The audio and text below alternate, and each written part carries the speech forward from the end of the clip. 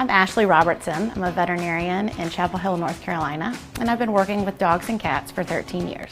One of the more common procedures that I do is a dental cleaning, treatment, assessment of mouth under general anesthesia. Between those visits, I like my owners to use home dental care products. I like the Waggletooth 3-step program with brushing, dental gel, and water additive. I often use the Waggletooth brush for my patients. It's easy to use, it's got a large surface area for brushing, and it's a lot easier to manage than a regular toothbrush.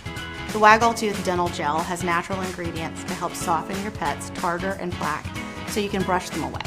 The Waggletooth water additive has enzymes and natural cleansing ingredients to support your pet's oral health. This is the Waggletooth dental antler. This bone has targeted probiotic to support a healthy mouth.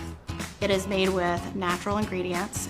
It's soft enough to not damage dog teeth. I'm confident in this chew because it's made by a dentist and it works for all of my patients, including those with food allergies. As a veterinarian, I want to invest in their long-term health and help pet parents keep them healthy long-term.